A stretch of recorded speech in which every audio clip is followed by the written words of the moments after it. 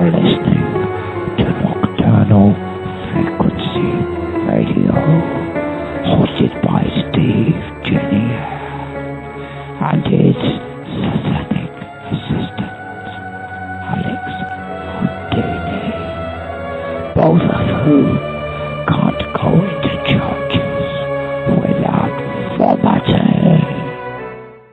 The following program contains violence, disturbing imagery, nudity, and, oh my god, why are you even watching this? Just run away. This shit is going to give you nightmares. For real. Nightmares where you are running naked on a treadmill made of razor blades, and your third grade teacher is pointing and laughing at you. And even if you survive the treadmill with your feet intact, she is going to tell you that you flunked the third grade, which negates all the rest of your achievements. The program is rated TV MA NSFW OMFG GAF TTV BYGAS. It is unsafe for epileptics. It kills lab rats. Why are you still here? This show came out of the dark recesses of a coked-up guy's mind who has just been given too much privilege and access and now just takes a depraved delight in disturbing and scaring you. In fact, if we're being totally honest here, the original creator never expected a third season pickup, so now he's just trying to think of creative ways to kill the characters off. Seriously, don't watch this. We can't warn you strongly enough. Do you need a doctor of some kind? What is the matter with you? It's showtime, buddy. That's awesome. That's awesome. I thought you'd love that one.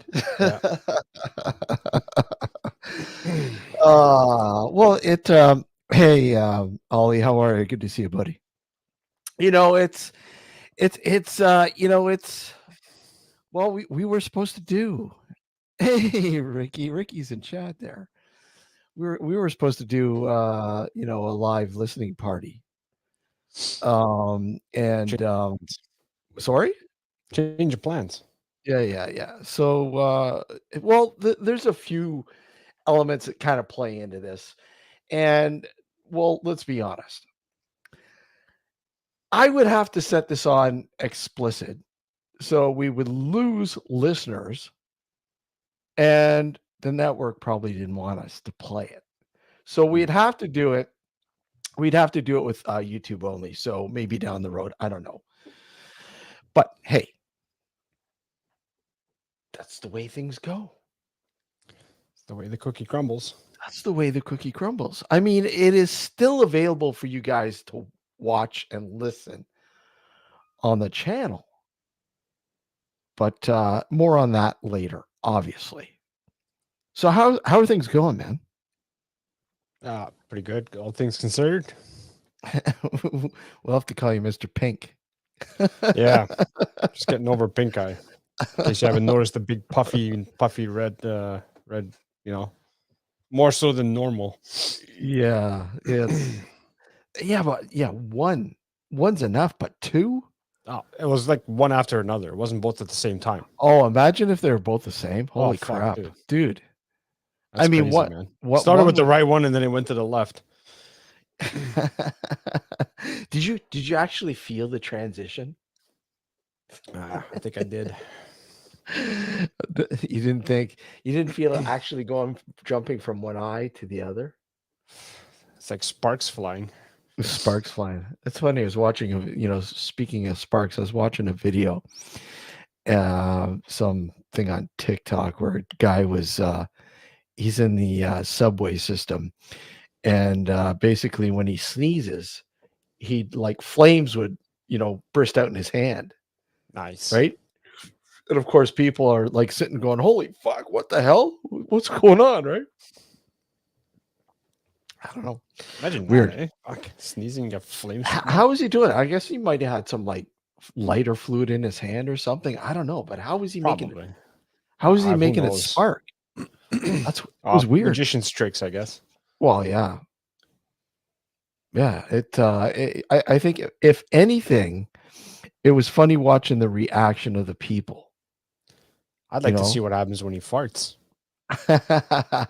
Well, what happens if somebody else close to him farts and he doesn't, hey, yeah, not prepared for that.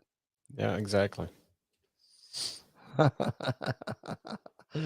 Oh man.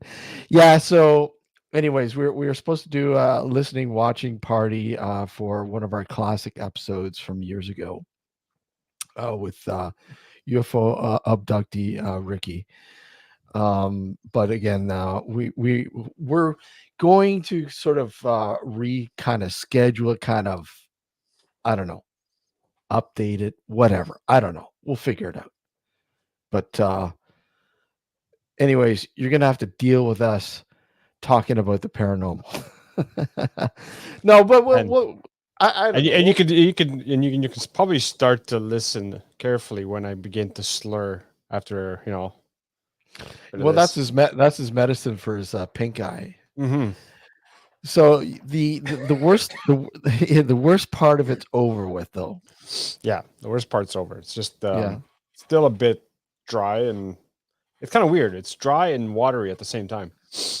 Yeah. Well, yeah, it's probably raw because you're like fucking Oh fuck!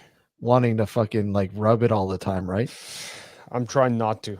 I mean, that's the worst part. Yeah, rubbing it. That's how it spread from one eye to the other because I kept rubbing my eye. Right. Well, because you probably didn't know in the beginning, right? Did you Yeah. know in the beginning? No, at the beginning it was just felt like because I also have dry eyes as well, right? Yeah. So I always have itchy eyes. A lot of the Itchy. time. Sounds like a song. I always had itchy eyes. So I just thought that's what it was, even though I Yeah. knew my daughter had pink eye, and I should have put 2 and 2 together. But then, I started rubbing it like I normally do, and I guess that's what triggered it. And now she's sitting there and laughing at you, going, "Gotcha." Yeah, she had an evil laugh too. Yeah. Classic. Classic, eh? Classic. She's Teaching her learning- well. she's learning young. Yeah. I'm going to get her to do this now next.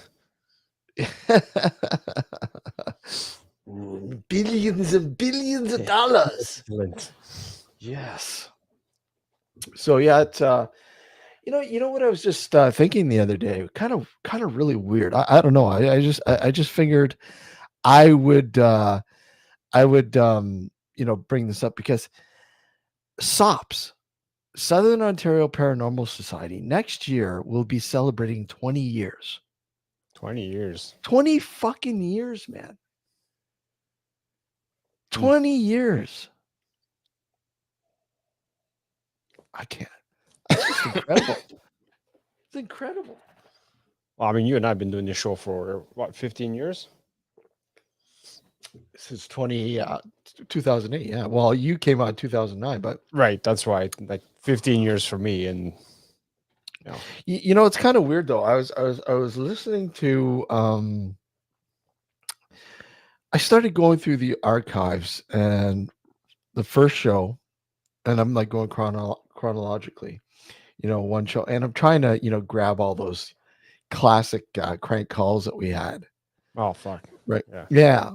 And the first couple of shows were just test shows, let's see, going for an hour, and then the third show was the actual kickoff, like the first actual 2-hour format that we have standing today, right? So it was really weird, and I think it was the first show we did was with Dave, who with Port Robinson Road, and then the second episode we had the Shadows Project on, and that's when Kate was my co-host, but she didn't make it for that episode, and I think Gary stepped in and co-hosted that night, and it was funny listening to Dr. Gord. Back then it was Dr. Gord. Dr. Gord. And how serious he was, how serious. He was extremely serious about the paranormal. He was deathly serious. Deathly serious. And and a lot of people now know what he's like. Dr. Demon Gord. It's one of those things. I mean, this is a sample. Ow, shit! Oh, that hurt. That was not paranormal. That was a sample. Yeah.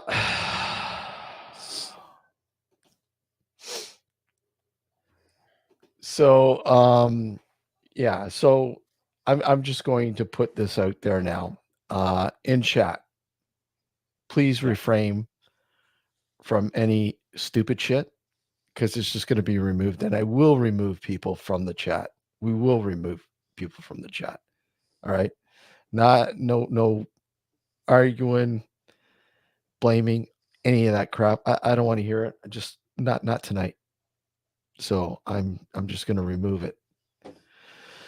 So if you can't get along, then fuck off. More or less, right? Or else you'll have to face the wrath of. Yeah.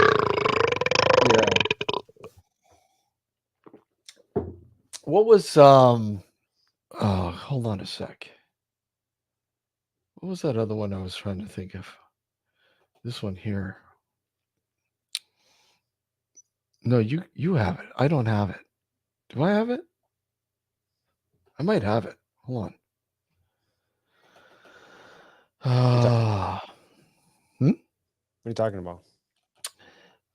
Give me a second. I'm going to pull it up here.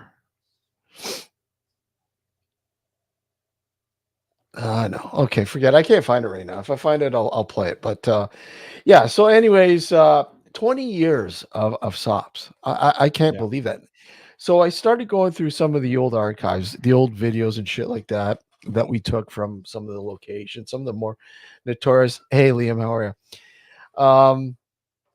I honestly could not believe how things have changed in the 20 years. It's just amazing how, you look at how people go out and they document the paranormal as opposed to when, we started out. Back then it was like still on video fucking cassette. Yeah. High 8, digital high 8.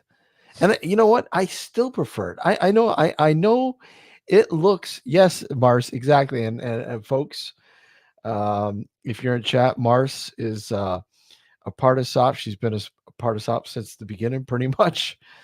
We call her the SOP Sparkle Lady. Yeah. And say hi to Mars in chat there. It's just unbelievable. And you look back and you think about memories and the memories you kind of remember little bits and pieces, and then when you throw in a tape or video, whatever, from a location, moment, and you're like, wow, I don't remember it like that. Oh yeah, exactly. That's part of the reason why, when it comes to crime, witness testimony is taken with a grain of salt because people's memory is very faulty. Well, I was going through, like I said, we had the Shadows project on the second episode of Nocturnal Frequency Radio, the first season, and we're chatting, and we had done a an investigation at the DQ house, and the DQ house is pretty much what people would recognize as Laura Secor's house, what's left of it, right? Mm-hmm. And so, anyways, do I get a clip? There was a moment when we were investigating and we were hearing something, and then I break out my recorder and recording, and we're walking, and is there somebody here with us? I'm going to play the clip. Let me see. I just got to find the clip here. Let's see if I can find it.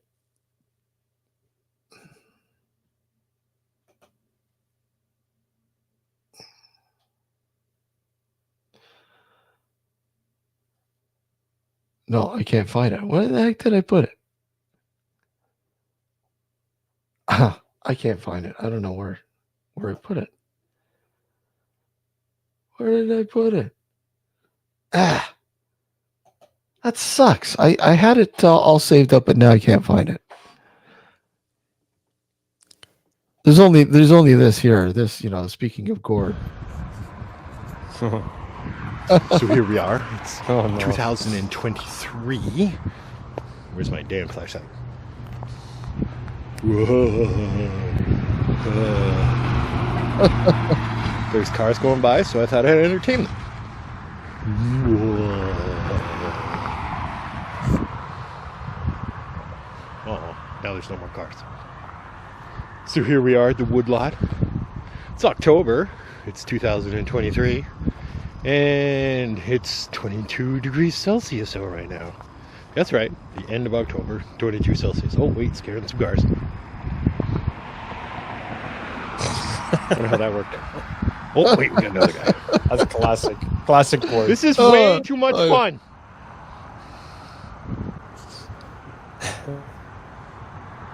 Look, we're smiling for all the other cars right now. So for those who don't know, Gord was standing on the side of the road with a flashlight and cars go by. Yeah. Ha! New one.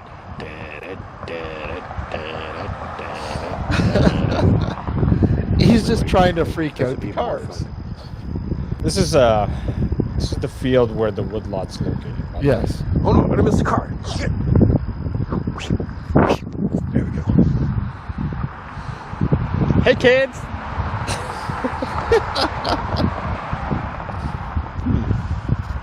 That's the funny thing. Slowing down. If you go and listen to the old stuff, This is weird. and I how don't know what's serious it happening used over to here. be, Yeah. Over there is Steve and Alex. They're doing something. I don't know what the hell they're doing. Bro love. Anyway.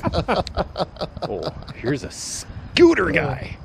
Scooter guy. Scooter guy. He is doing his scooter guy. Yeah, cha-cha. Oh, here comes Alex. We have the same haircut. Dead. We're gonna get dung for that, eh? Scooter guy, scooter Oh, wait, guy. car's coming. for that? No. What's happening? How you doing? Hi, kids. Hi, kids. No, not anymore. What the hell is happening? He was having a car to... Trying to make a video. There'll be lots of things for him to watch now. Our crotches, me trying to scare cars.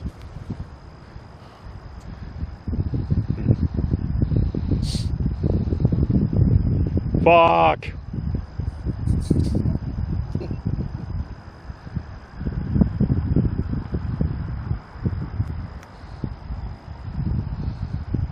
Oh no, he turned the corner. I didn't get to scare him. Oh wait, car coming.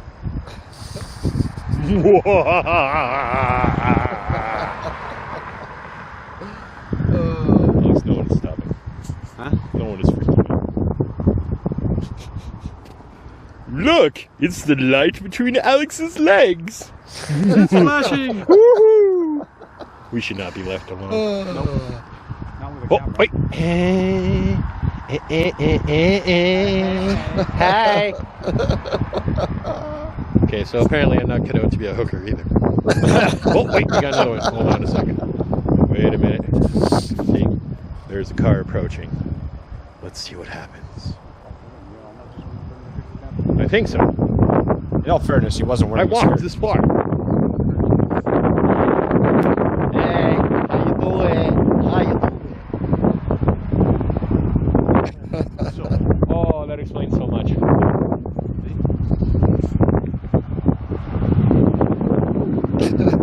God damn it! Not one person has even hit their brakes. Look, let's try this guy.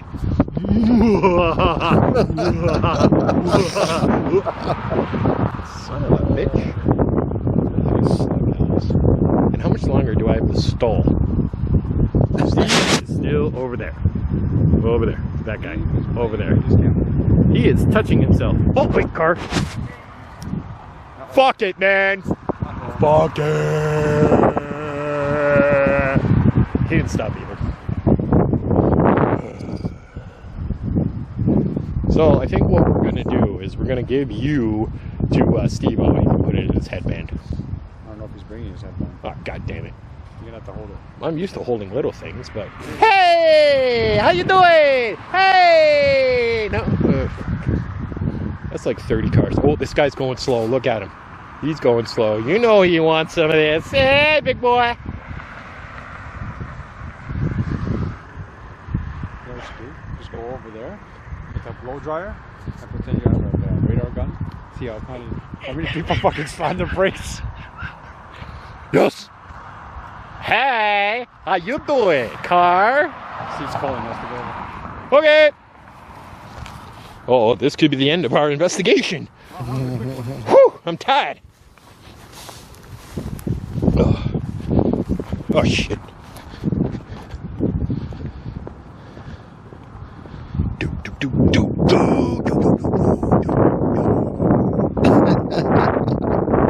So we're going over here. We're gonna find out what's going on with Steve. We're gonna find out what's happening here.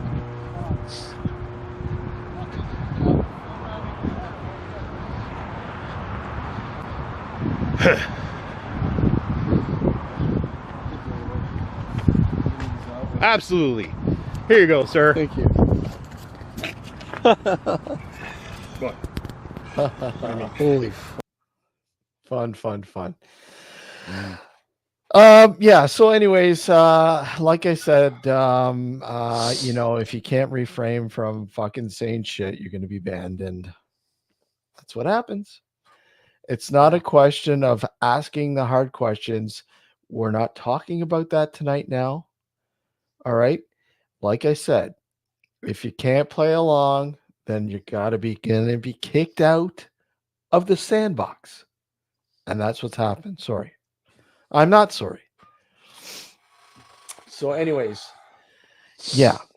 But yeah, that is a clip from one of the many evenings at the Woodlot. So, anyways, what I was saying. Actually. Sorry, It was a recent visit. this past Well, this relatively past- recent. this past October. Yeah. So anyways, what we're thinking in light of some interesting, I guess, statistics. I was thinking that as soon as we hit the 1K, which we're very close to, Mm-hmm.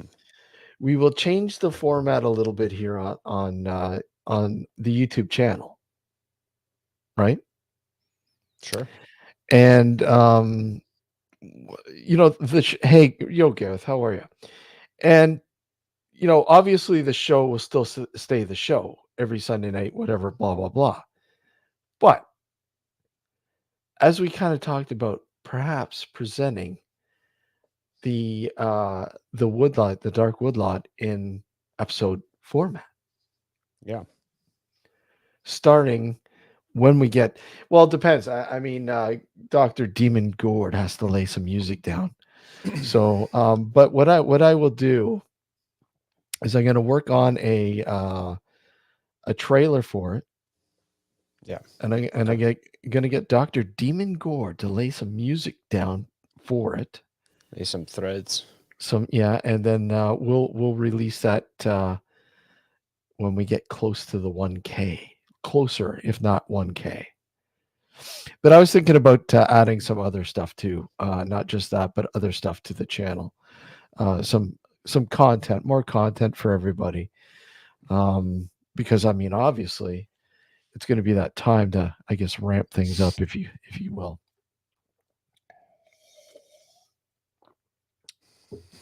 So anyhow, let me see this here. But yeah, you know what? I think I know where I put it. Let me just see. You know why? It's an audio clip. Let me see if I can find the audio clip. And what I was talking about from the DQ house, what I was getting at before I played that. Let me just see. Where are we? Here we are. This is we're out investigating, and then you're going to hear something happen. And this is like from 2008,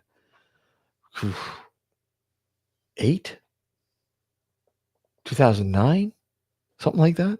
I think it was 2008. Anyways, here you go. Let me load it up here. And this is with the Shadows Project. This is Mars will. I don't know if Mars was here for that evening, but anyways, something runs at me. And it was crazy. Here we go.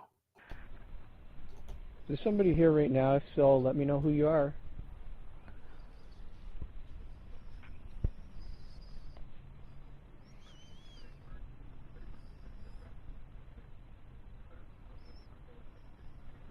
I got a device here that can pick you up, hopefully. Please say something. Let me know who you are. You hear that? The twitches, the twigs branches. Yeah, I heard that. Yeah. Yeah.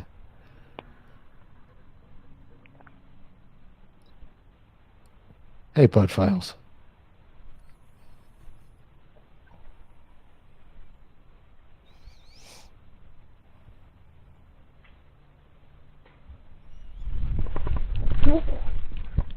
Whoa! I don't know, but it was big. Holy crap. The deer. The deer. The deer? Yeah. Hey, Oh, I saw Jamie, it. how It are was you? coming at me. So it must have So, been a deer. literally, a deer fucking comes out of nowhere and just There's runs somebody right here at right me, now. pretty If much. so, let me know who you are. Fucked up, eh? Yeah. But the fun we used to have. That was yeah, holy shit, that was quite a while ago. 2008. Hey, Adrian, how are you? So, yeah, it's yeah. I just don't know. It's kind of weird how well it's not really weird how things have changed. I don't know if it's changed for the better. I think back then people were more naive as opposed to now. It's not necessarily being naive, it's seeking out looking into the paranormal for all the wrong reasons, Yeah. you know. I mean, why did you look into the paranormal? Why do you look into the paranormal? What is it about the paranormal that interests you, Alex? Well, anything weird interests me. You know that by now, right? And most listeners who have listened to our show for a long time know that as well. Um, Anything that has to do with, I guess, bending reality, for lack of a better term, or Bending, not I like that one. conforming to reality, Yeah. I'm interested in. And it's not exclusive to the paranormal, obviously, but the paranormal is something I got more interested in. Like I told that story a little while ago about the night that my dad passed and what happened that night. That really sort of ignited more of a solid interest in it, whereas before it was more of a passive interest. Yeah. But after that incident happened, I became more interested in trying to figure out what the hell is going on. Like what happens after we physically die? Do we continue? Do we cease to exist? Do we continue but we don't have our consciousness? Like whatever it may be, right? Yep. I don't have an answer to that. If I go based solely on what happened to me that night with my dad passed, I would argue that there is a continuation, but I can't base it just on that. No. It's one of those things. You have to sort of. It may have been a one-off. It may have been. It could have been any number of things, basically, right? Without getting into too many details. But the point is that I wanted to try to see if I could find, for myself mostly, a definitive answer as to what happens after we die. And since you have started that sort of you know adventure, if you will, do you think you've come any closer to those answers? Unfortunately, not. No. No. And why do you think that is? Well, primarily because we're working in a field where it's all theory and guesswork. Yeah. Primarily. There's no set. Let me see how I can word this without offending too many people. Since when do we worry about offending people? Yeah, I try not to if I can. I know. I'm just kidding.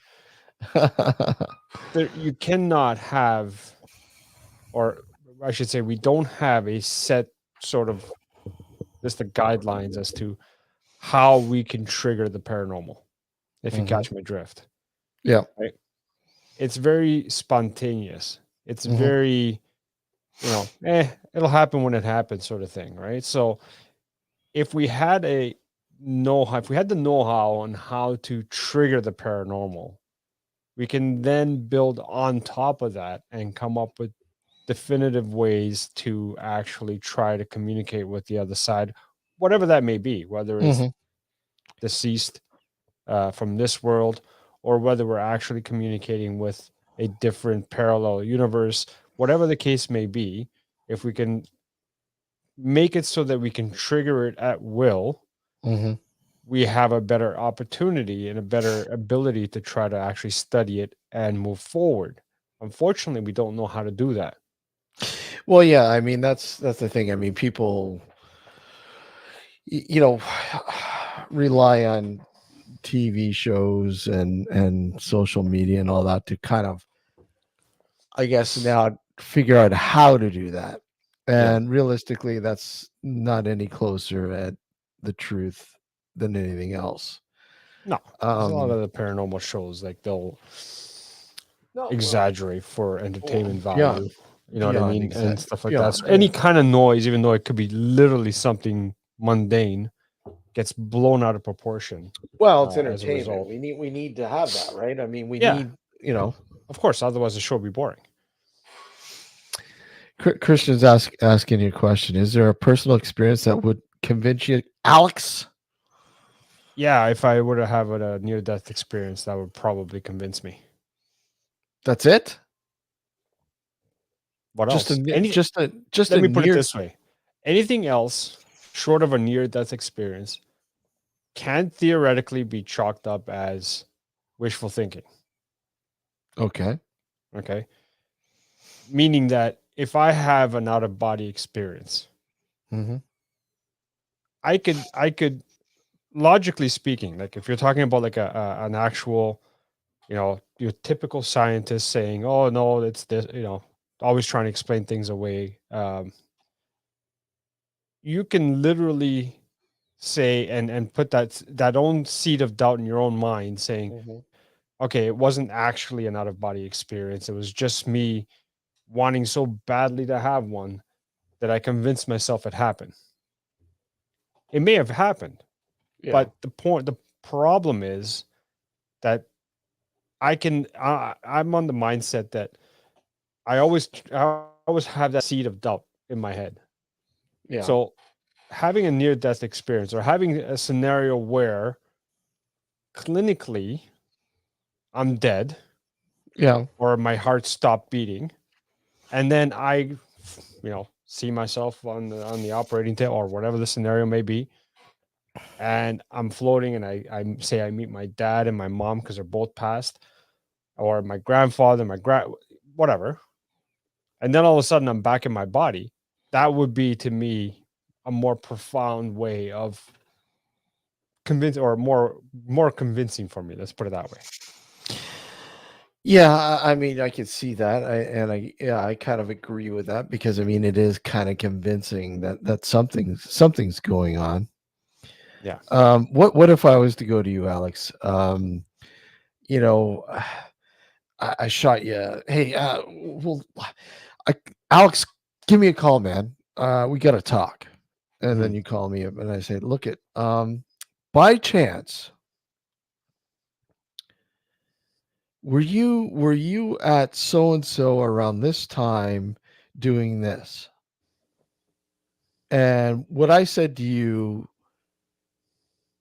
shocked you It and was went, dead on. it was dead on. How the fuck did you know that? What would that make you think? So initially, I'm not going to be Yeah. completely honest here. Initially, I'd be Yep, shocked. yep, I'd be shocked, yep. right?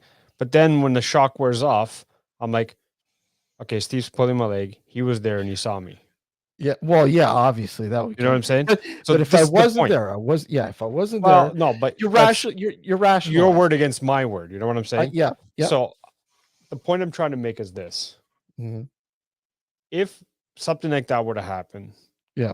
that seed of doubt that I spoke about before, right, will always be there, saying, okay, well, Steve's just pulling my leg, and he was actually there and saw me, and now he's trying to pull a fast one on me. Right? Not saying that you will. I'm just saying that that's a possibility. And Yeah. because of that, there's always that doubt. This is why I said when having a near-death experience where I've been labeled as clinically dead, but somehow became like, apparently that's happened to people. But if, again, it has to happen to me in order for me to personally believe it. You know what I mean? Yep. I can listen to other people's story and I can, say, yeah, it's possible, but I won't wholeheartedly believe it unless it happens to me. Yeah, it makes sense. I mean, is it because the experience happening to you, is it because you feel you'd have more control at trying to explain it than say if it was an outside sort of experience? I mean, if it happened to me as opposed to listening to someone else talking about it. Or if somebody else has given you like, hey, look at this is what happened to me.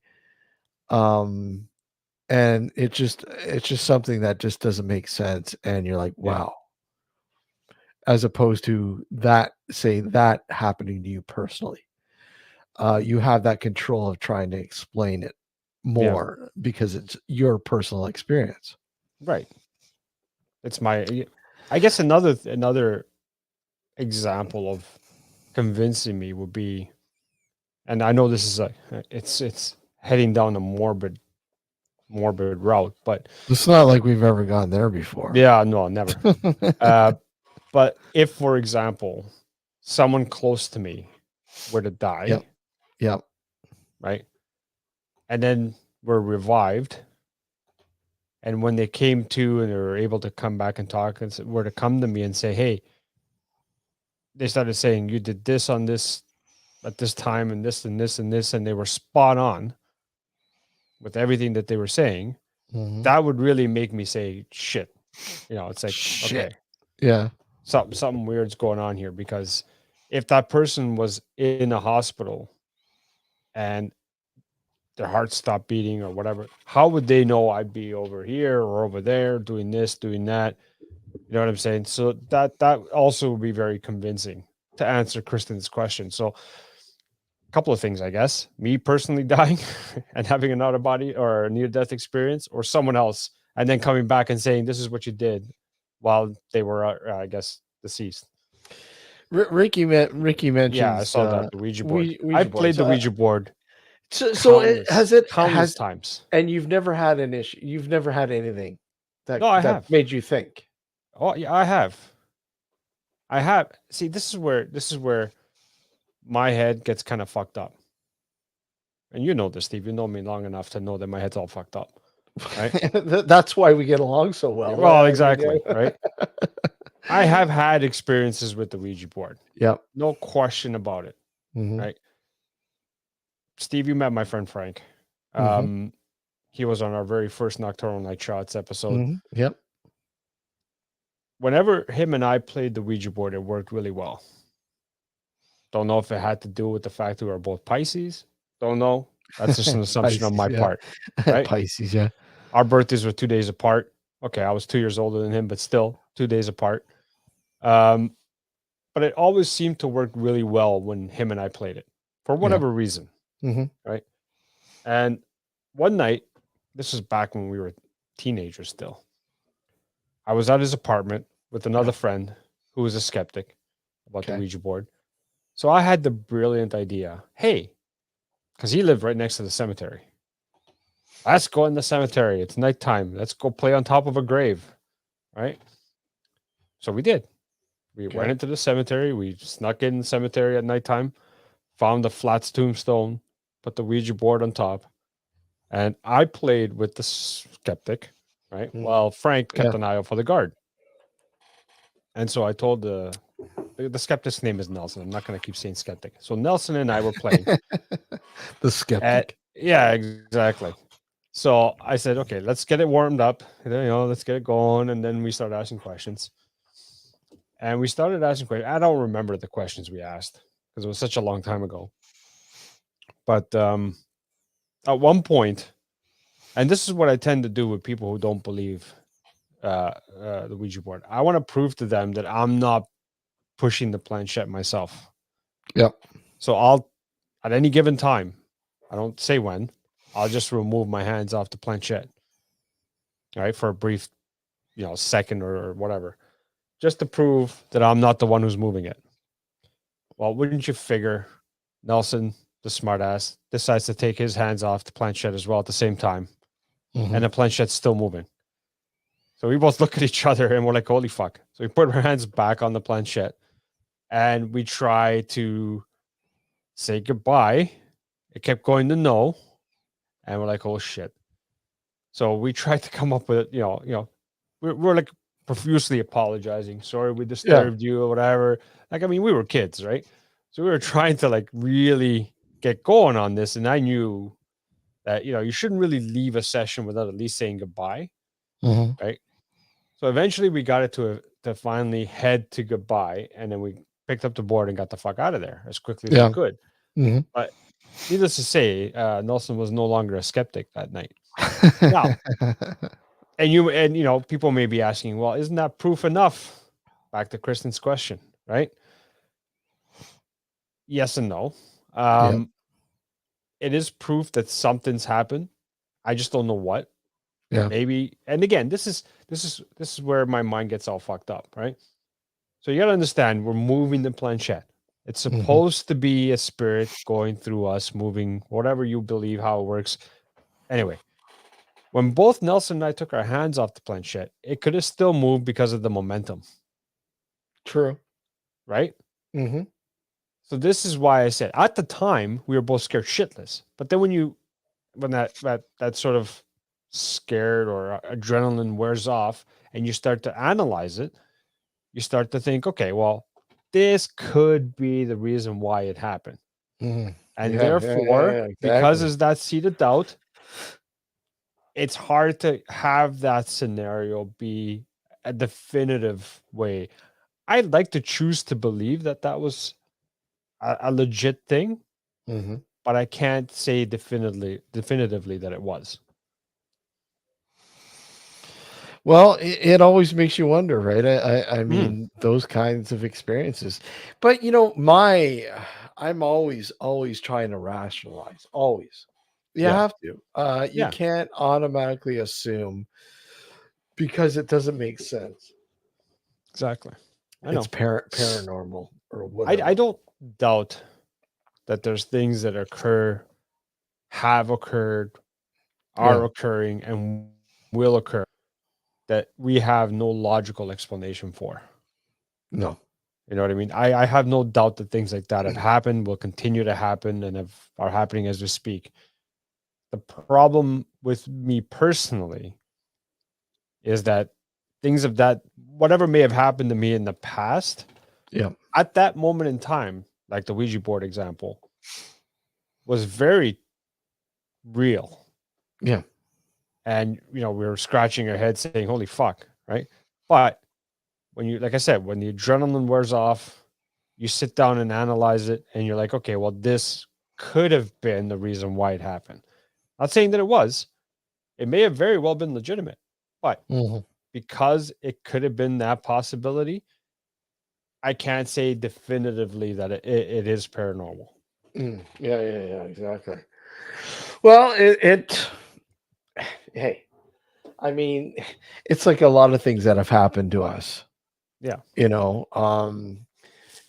Me with the Credit River creature sort of thing. Yep.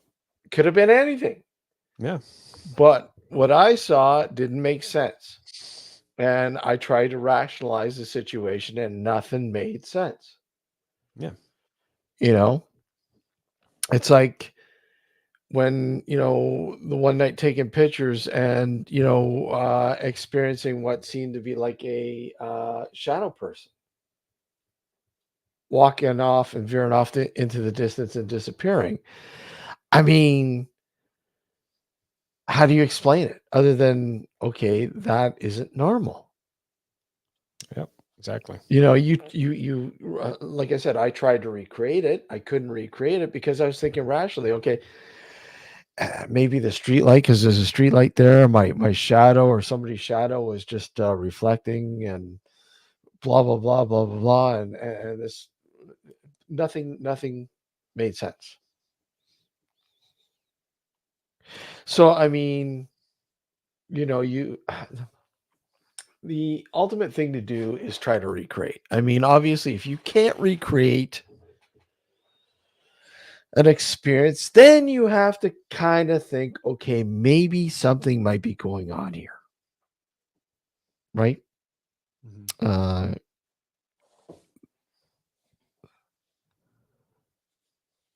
just reading what Christian said. Yeah. Kristen, if you didn't live so far away, I'd have a session with you. Ouija board Yeah. session, no problem. I got 3 of them. We could choose from one of 3.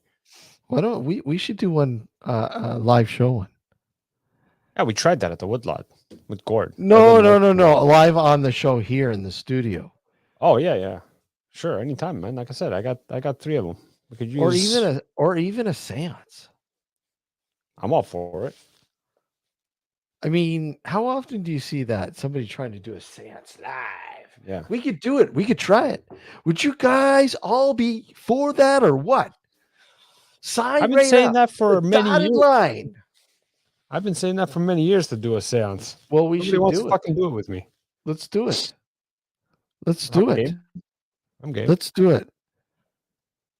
Maybe let's I'll have a do it. near-death experience that night, and it'll prove to me beyond a shadow of a doubt. So who's all for? Let's hear you guys in chat. You all for a virtual séance?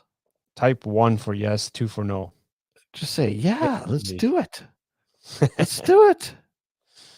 I think I'm all for that. I think we should do it. Do a live on location somewhere and just do a Ouija board session and a séance. Yeah, but I mean, we did that. We tried that. Well, Kristen's in. Yeah. There's one. Come on. You Come can be on, part people. of it, Kristen. We could It's have a- you, as part of the show while we do it. Yeah, you could be on the show, being a part of it. Absolutely. I be the think commentator. I would love to do experimentation like this.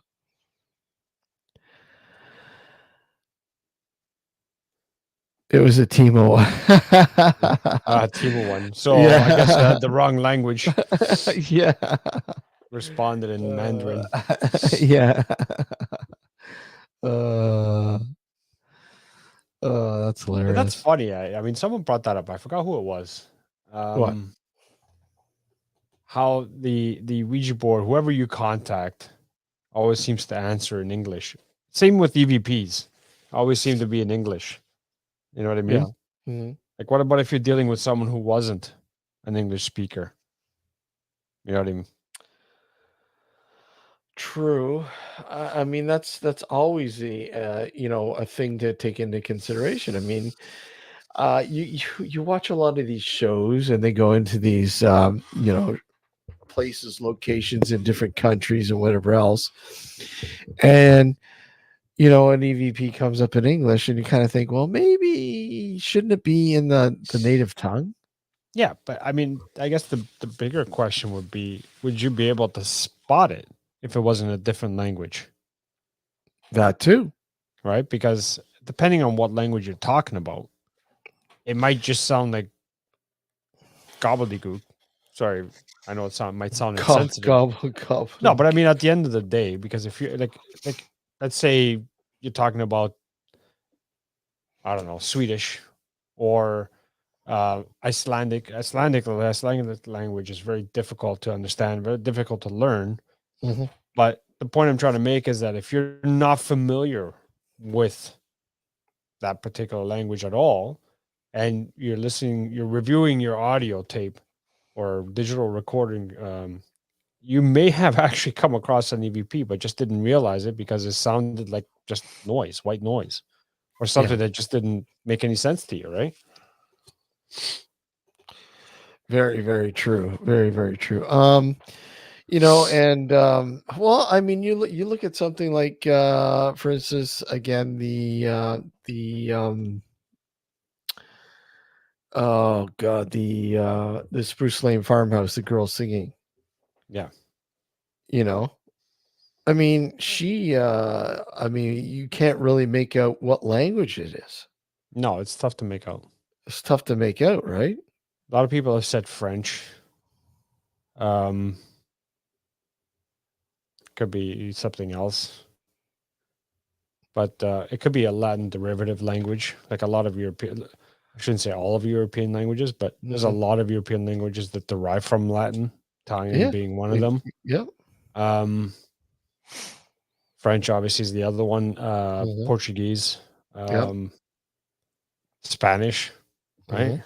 All of them derive from Latin, right? So it could be any one of those. But I mean, with myself, like Spanish and Italian and Portuguese have a lot of similarities as far as some words. Yeah. And you'd be able to spot, like, okay, that I know that word, or I know that whatever. Even though I may not understand the whole thing, at least I can spot it saying, okay, this is what it is. Funny Mhm. story, just to prove my point. I don't speak French, but because we live in Canada and we hear it quite often because of Quebec and whatever. When I was flying back from Italy back in 2011, and I had to stop over in Amsterdam, Okay. I was at the check-in, I guess, or customs, whatever you want to call it. Check in the And customs. Yeah. yeah, I was one of the guards there, and the lady next to me Yeah. was struggling to communicate with them because she was French, and obviously they're not, right? And they couldn't understand the word they were fucking saying, right? Or she was saying. And I was listening to it. And even though I didn't understand what she was saying, I knew she was speaking French, Mhm. right? Because you hear it so often, right? Yeah. You understand that this is French. So I told him, I go, you're gonna need someone to speak French to talk to her. And he goes, do you speak French? I'm like, nope. See you later. Bye. Nope. Yeah. Bye. Yeah. But I go, trust me, she's speaking French. You're gonna need someone who speaks French. Right. I, Anyway, I get that's I got a message from our good friend Richard Palmisano. did you? Yeah, he mentions I have had an EVP no in English example at the CNE and a few in Hebrew. Research showed the building I captured though these held Jews during the Second World War. Oh, there you go. Right. But So I yeah. mean, Richard probably had someone review that because he probably Yeah. caught something that was kind of awkward or odd in the Yeah. recording and saying, okay, most people, it'll like go right over their heads Exactly. because you're expecting, and this is the bad thing about whoever, like myself included, when I do an EVP session, you're expecting to hear a response or anything Mhm. in English. Yep. And because you're expecting that, you're omitting anything else that's not English, Oh yeah, exactly. right? So you could be missing out on a shit ton of EVPs simply because they're not in English. True. Very, very true. Very, very So true. that's the thing, right? I mean, but how do you go about saying, okay, well, what do I do, right? I don't know. Is there software Well, available in the computer that can analyze different languages? you know what? I wouldn't be surprised if there wasn't. Yeah. I wouldn't be surprised if there was software out there to do that. With Well, there everything may that's, very well be. Yeah. I wouldn't doubt it. With the amount of stuff that's out there now, yeah, it's scary the stuff that you can do. They do make Ouija boards in other languages. Yeah, they do. But But that's just like letters. I don't. Yeah. It's just letters. I think what we're referring to is EVPs. Yeah. In different languages, which is kind of different. Electric voice phenomena. Oh, I see what I think I know what he's getting at. Like, okay, never mind. Carry on. I clued into what he's getting at.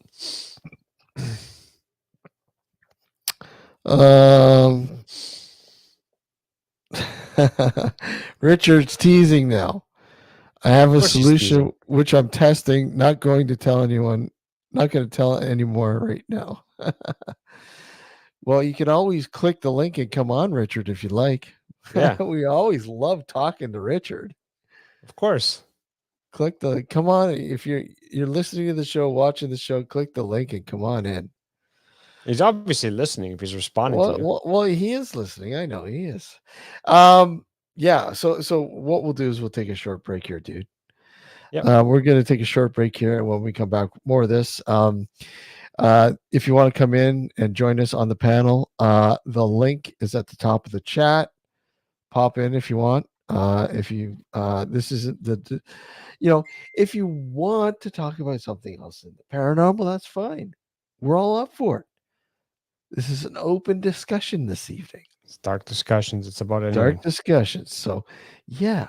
So hold tight. We'll be right back. You're listening to the Nocturnal Frequency Radio on the New Visions Radio Network, and of course, simulcasting here on YouTube and Twitch. And yeah, we'll be right back. Let me just. I thought I had the file ready, but go figure. I don't. Go figure. I don't have the file. Why don't I have the file? I don't even know where I put it. What the Probably in the heck? garbage. Yeah, here we go.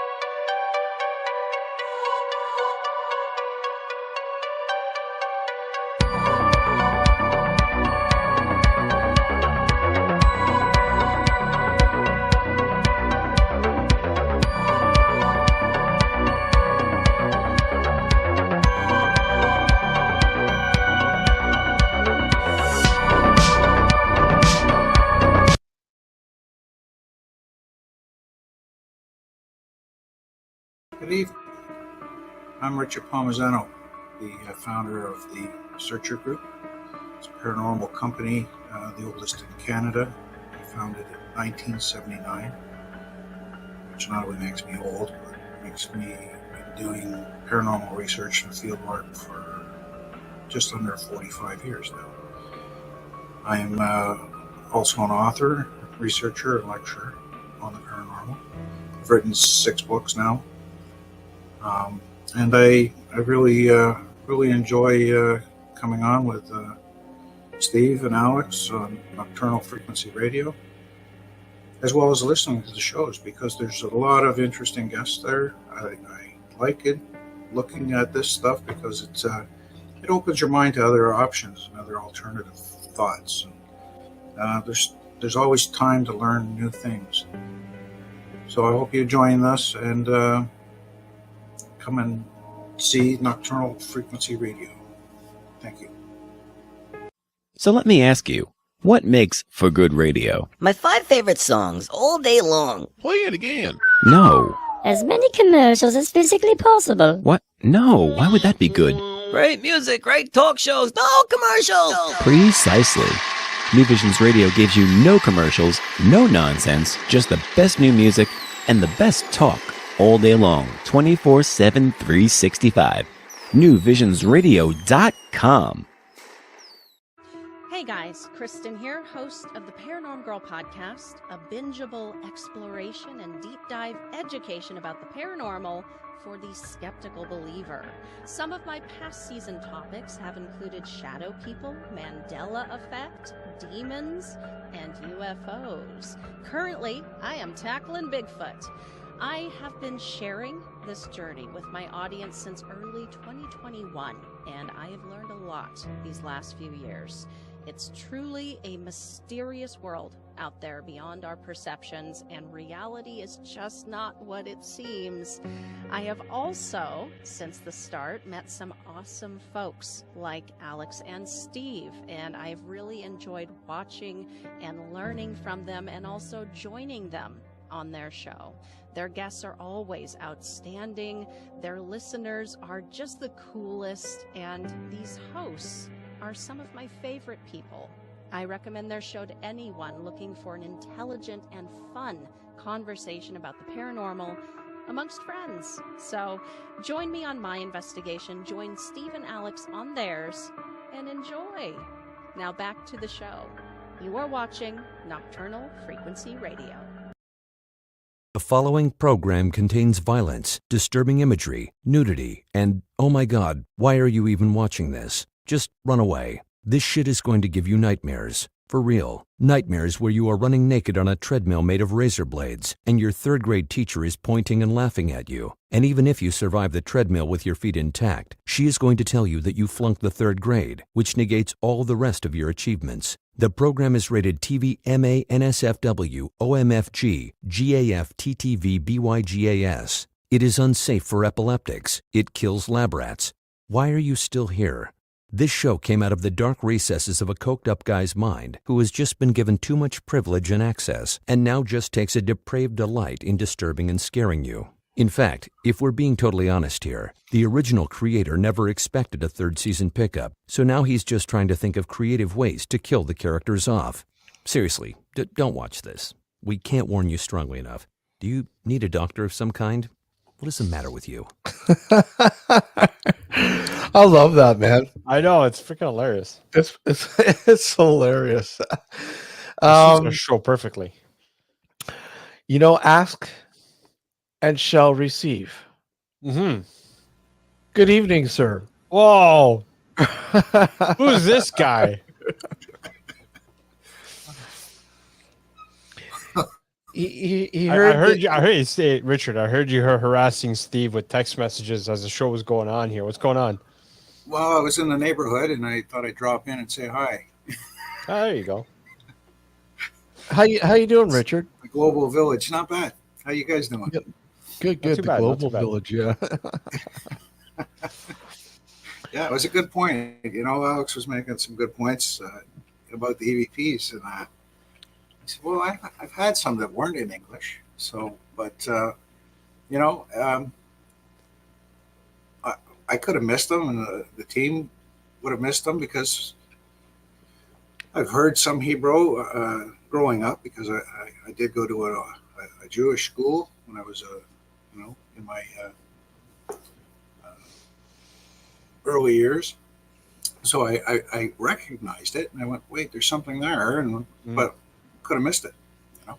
Right over Yeah, and people have bias too, right? I mean, like, if you don't think about it, if you go like your average, and I'm talking about your average person doing an EVP session just because they wanted to get into the paranormal, let's say. Yeah. Right. They're not going to think of the possibility of an EVP being in a different language. And why would they though? Why would they? Well, exactly. That's the point, right? So when you're listening back to the recording, you could be hearing it as just like static, kind of like because you're so focused. Your mind is so razor focused on trying to capture anything that's in English that you completely omit everything else, and it just becomes white noise. Absolutely, the brain will, you're focused on looking at one thing. Exactly. The brain's going to ignore the rest of it. Richard, do you listen to EVP? Do you listen to audio real time, or do you just wait to review it later on? No, we do it. We do it later on. We don't have. I mean, I am working on a system where we can do it. Maybe 15 seconds after the fact. Okay. But all this stuff is expensive, and I'm retired now, so I don't have a ton of money to, play. Well, yeah, I hear that. I'm working, and I still don't want to fork out the money for this kind of shit. It's, but it just. I know. Some of this stuff that they put out there, they're neat, but the thing is, do you really spend the money on it? That's another thing. You really spend the money on these, I call parlor tricks with some of this shit. Yeah. This is why if I'm going to put the money in, and I in the past I have, I used to have a really good tech team that could. I mean, these guys could build anything, and I used to go to them with crazy ideas and say, "Can you build this thing?" And they go, "Okay," and they build it. But that was in the day when I had money, and half the time it didn't work. So, it looks nice on the shelf or went to the recycling bin, but that's how you learn stuff. You try it. You go take the data and say, okay, does this work? Well, and that's what this is all about, really. At the end of the day, Richard. I mean, correct me if I'm wrong, but I mean, the only way we're going to get ahead is by trying and experimenting new ideas to try to see what sticks, right? We don't have a definitive answer as I was alluding to earlier with Steve. The problem with the paranormal is that we cannot get it to cooperate on demand. No. Yet. We don't have that formula where we can honestly come out and go to any sort of location and saying, okay, this is what we need to do in order to trigger paranormal activity. Right? And because we don't have that formula, we need to try anything and everything to try to get to that level, if we can even get to that level. Well, we can. And that's a big if, right? I think we can. And I just started, I'm very excited. I just started a new book where I actually look at, hi, Marcel. I am looking at a lot of these solutions. And we're going to do some, I think we're going to do some great work coming up, and I think you're going to love the book because it addresses a lot of these problems we're having, and I believe there's real solutions.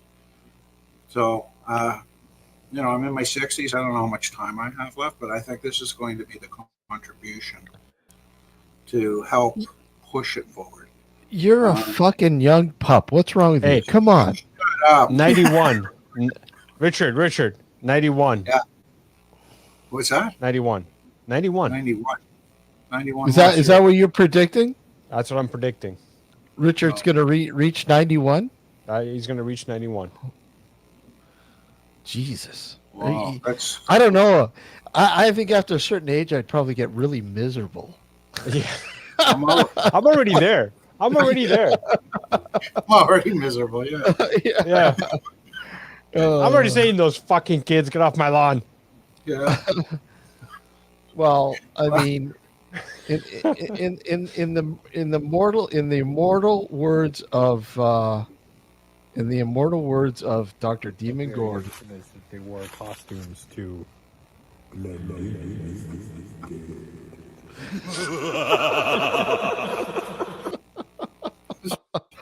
Oh yeah.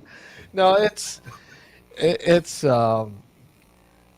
well, you know what I was saying to Alex. We're on the cusp of reaching 1K here, Richard, Yep. on the channel. And when we hit the 1K mark, we're going to open up shop. And I would really love to have you a part of that. I would really love to. We would love to have you a part of that, and having something. I think because you're a wealth of knowledge, and in the right way with the paranormal. I think and people there aren't a lot of people like you uh, left in the paranormal. Honestly, you're not. They're not. And I think we really do need to spread that sort of that vision because I mean people are just so disillusioned with the amount of crap that's out there now, the filters and so on. Yeah. Myself included, by the way. Yeah. But I mean, yeah, we need to talk. Actually, by the way, if you ever need a guinea pig for any of your experiments, yeah.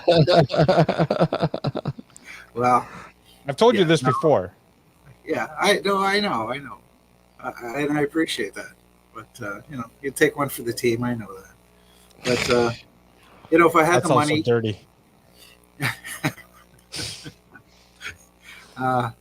If I had the money I had 20 years ago, I think we'd be doing some fantastic stuff. It's a lot of it's theory, but I'm finding it sound. I'm trying to, anytime I write something like that, I try and break it down and see if it's crap or how it's going to fail. And some of these things I just can't. They're just they're very robust and they hold water. So, but it's gonna be in the new book. That's if I can find a publishing house.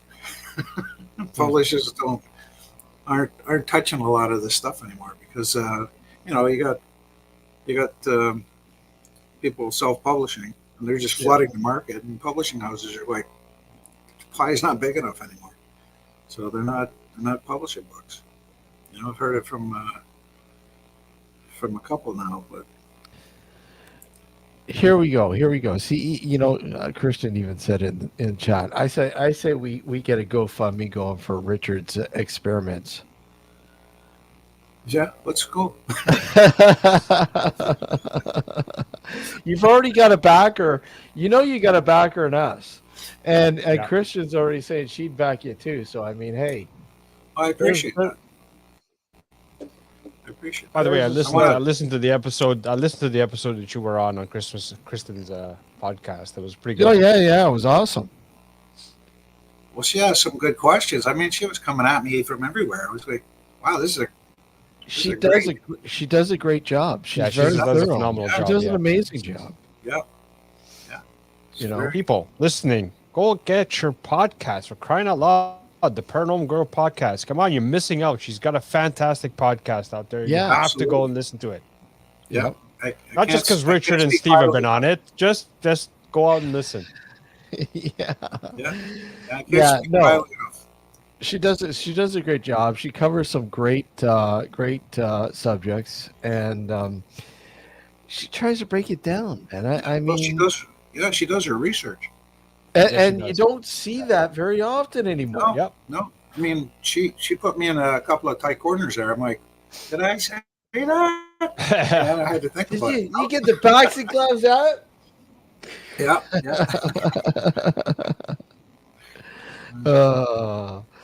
But yeah, it's really a shame that the funding or the money and everything else goes towards fucking what sells with the paranormal, right? And it's sad. It really is sad.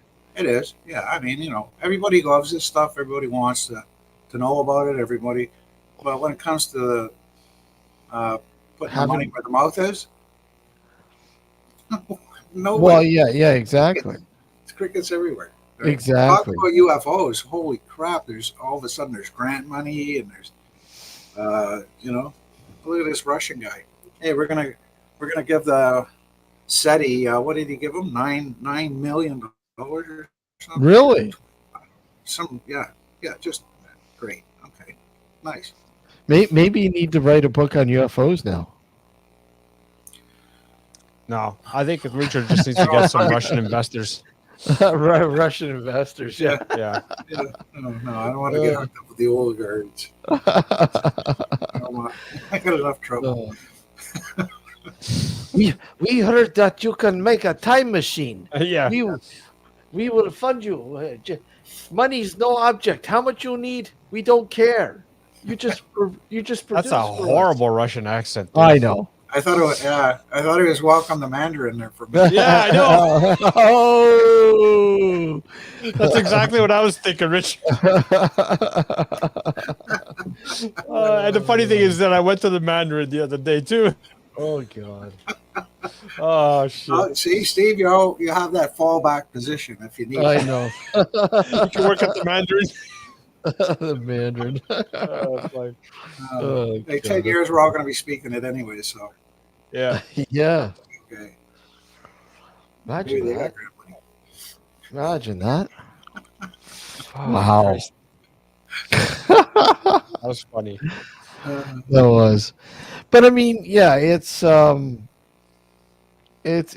really sad that I mean, let's face it, there's got to be some really serious research going on, Richard, and out there. But the thing is, it never really gets exposure. No, there's too much noise, right? Everybody's making all this noise, and you can't get through the static, right? Because I don't know how many, 24 real investigators or researchers doing the work, and everybody else is. I mean, I'm not saying it's just 24, but there's a lot of good people out there. Yeah. But they're not connecting the dots. They think they're doing a No. great job, but they're not. It takes a real skill set to do the work. And it takes a long time to get that skill set. And it's all about connecting dots. I'll give you an example in the book. I'm working on I have a flow chart I'm building. It's the whole death process through life after death. And it's connecting dots, right? It's the medical review of the in Canada here, where the guy died on the table while he was hooked to an EEG. And they watched his brain wave patterns, pulling memory. Yep. While he was clinically dead. He was never revived. But for minutes it went on. And they were saying, well, this could possibly be the life review that he's going through. Because it was in the hippocampus, and it's all about memory. And he was going through the whole thing for minutes after his death. Imagine that, eh? So, do you think that's like a last minute upload before you die? I believe it's a life review. No, I get it. But I mean, I could also argue that this is also an upload, like a last minute sort of upload, like a backup. Cloud? Yeah, like a backup to the cloud, before you kick the bucket, sort of thing. It all goes back to the cloud. Yeah. That's very possible. But then you have.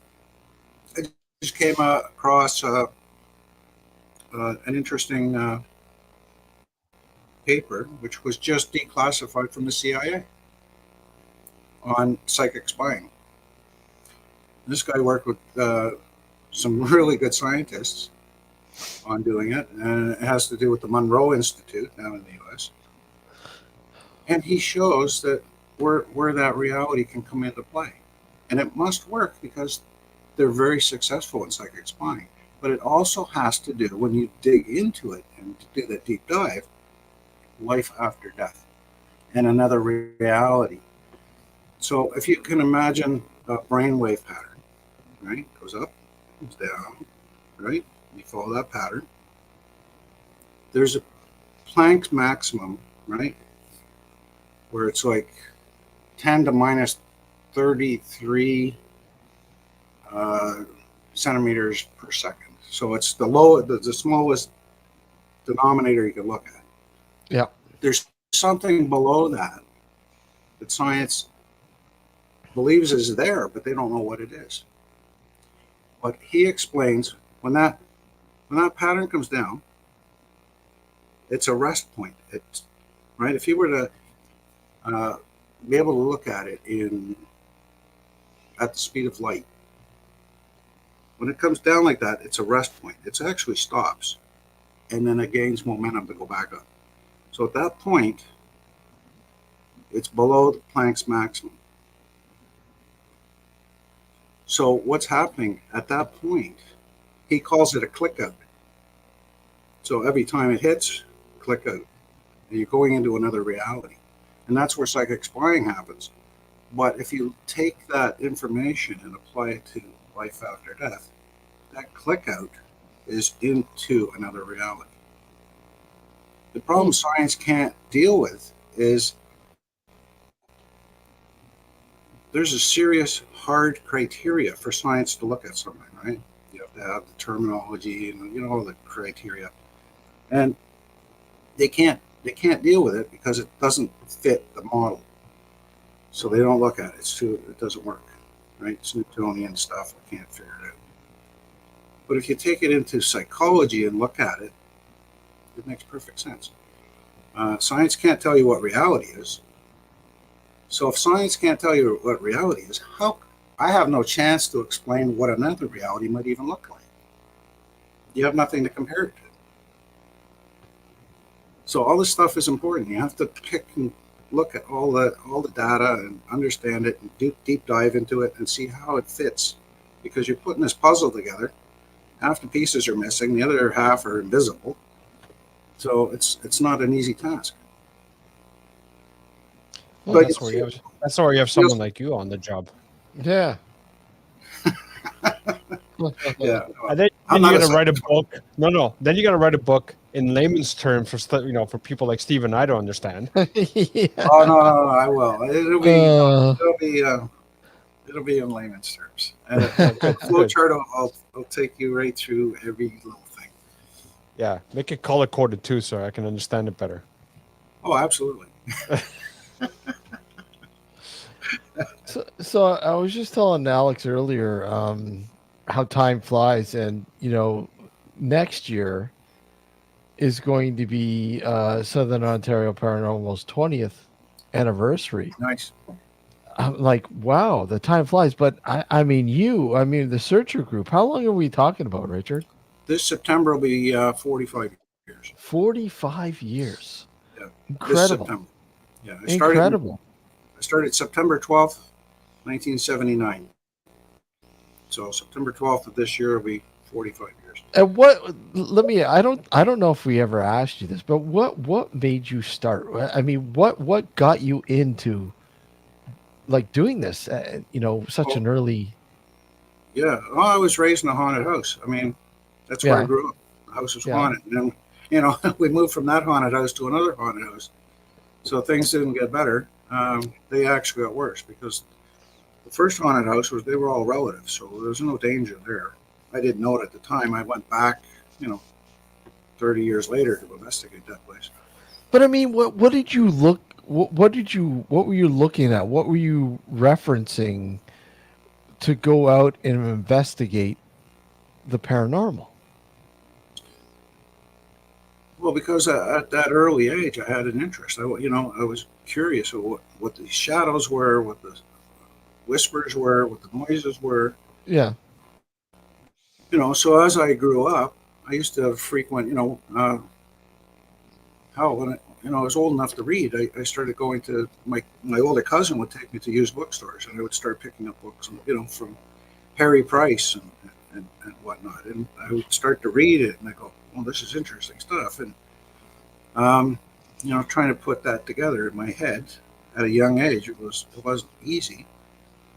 And then, when I got my first full-time job, I started to run into paranormal activity at the job site. And Oh, wow. people would come to me and say, hey, can you find out what the hell that is or what's going on? So at 18 years old, they said, you know what, I'm going to start a company, which was the Searcher Group. Mm-hmm. And I started doing. So 45 years for the Searcher Group, but I've been doing this all my life. Yeah. Wow. That's how I got into it. And but it was good to go back to the family home, 30 years later and investigate it. They were all. Is that the video that you showed me at Scott's house? Yeah, the wall. Yeah. Okay. That was a fantastic video. Yeah, and I believe that is the, when they say go into the light, that's the light. Because the layout of the house and the way we control the environment, we had garbage bags over the window, but even if we didn't, that light, if it was coming through, say, a front window, would not make it all the way down that hall. And if you remember, how bright, and it was a weird color. It was gold, but it kept morphing. Yeah, it wasn't just It wasn't, and obviously Steve hasn't seen it, but I mean, I saw this years ago. Richard was kind enough to show me, along with other people, and it started at the end of the hallway, where the light bulb was. Yeah. And at first, when you first look at the video, and you're like, okay, it's just a sort of a bright spot on the wall that the light bulb is casting, right? But then it started moving. And not only did it started moving towards the camera, which is at the opposite end of the hallway, it started shifting and changing shape as it came towards the camera. It was rolling around, and it was, and it looked like a window. Awesome video. Yeah. And but the wonderful thing about it, it was bright, and it was gold, and it was but it didn't reflect off the hardwood floor, didn't reflect off the opposite wall or the ceiling, where the light bulb would reflect. But this light was so powerful, but it wouldn't reflect off anything. And it kept fading out and closing and then coming up the wall and then all the way down the hall, right to the camera, where the camera was. It was incredible. And when it got to the camera, and when it got to the camera, I could have sworn I saw it was like almost, and I may have seen something different than other people, but what I thought I saw when it was by the camera was like a field with like swaying grass, like tall grass, sort of like swaying back and forth. Yeah. It was almost like a portal to someplace else. Another place. Yeah. Yeah. And I think this light, now I can't tell you if it's runs on a pattern or if it's random or what I believe it comes around, because that house was haunted. There was several of my relatives there, and one individual I couldn't identify.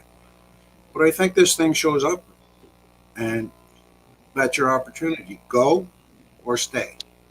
And when it's coming back, who knows? I would have fucking dove in head first. Yeah. Yeah. Now, where did Alex go? If that ever showed up on my house, I'm diving in head first. Yeah. If and this is why I love surveillance equipment, because I don't know anybody. If I don't know anybody that saw something like that coming up the hallway, that wouldn't run for their lives. All right. And this is why I love surveillance, because the camera never runs away. It just sits there and watches. Yeah. Right? And that's why I love using this stuff. It's because you can put it, deploy it, and whatever's there is there. And Alex mysteriously disappeared. Yeah. But I mean, Richard, you must have, like, when you first started reviewing that tape, and I'm assuming it's either you or Paul who started reviewing the tape. Yeah. At first, you must have been like, okay, it's just a reflection from the light. Mm-hmm. Right? Yeah. Because for a while, there was nothing happening. Right? It was it looked like, for a long time, it just looked like it was like the bright spot there was just like the bulb basically shining off of the wall. Yeah. and it took a while for it to move and start morphing. So it's like you guys, like, I remember this part. Scott and I were like six watching this thing, and you know, for the first little while, because it's not like Richard was fast forwarding it. He goes, "Oh, this is gonna be a while, right?" Yeah. we're just there, and Scott and I were looking at each other like nothing's fucking happening. I was like, "What the fuck?" Right? And then it started happening, and then we're both like, "Holy shit!" Yeah. But yeah, for a while, it was like you guys must have been whoever started reviewing that tape at first must have been like, really patient. Paul was the first one that saw it. Right. Paul's the first one to see it because he was the analyst, right? So he always saw everything first or heard everything first. And then he called me and he said, "Holy crap, look at this." So then I went over and looked at it. And yeah, it's a good, maybe, I'm thinking between 9 and 11 minutes at the beginning. There's nothing. That long? Yeah. Wow. The whole video is 54 minutes. Yeah. It was a long video. Yeah.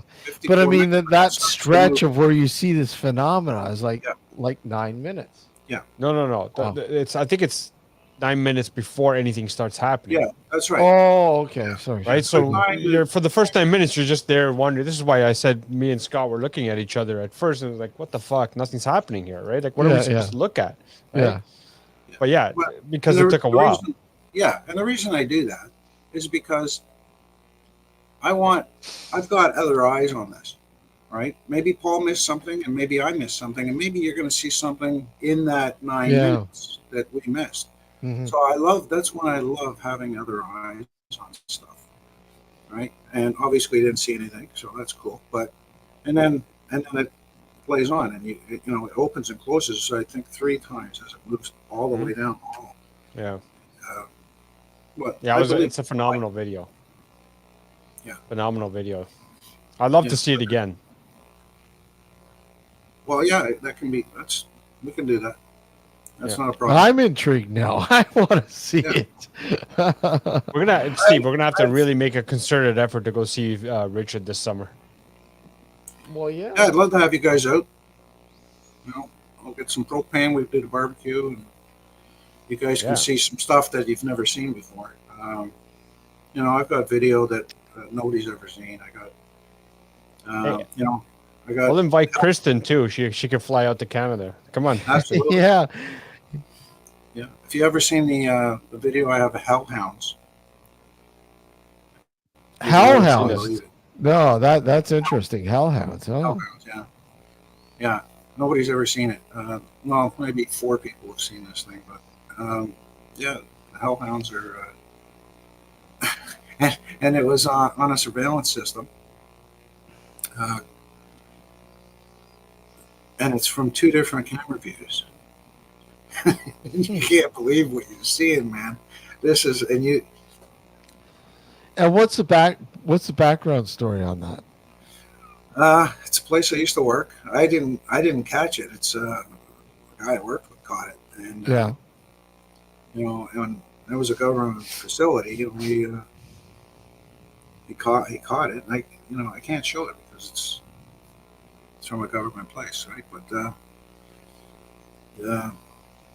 so it's the parking lot.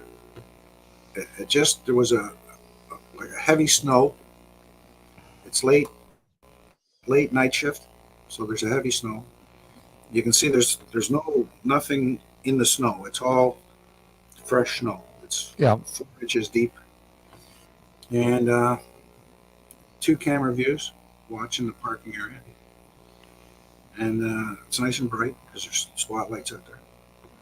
And you see like a black, misty thing.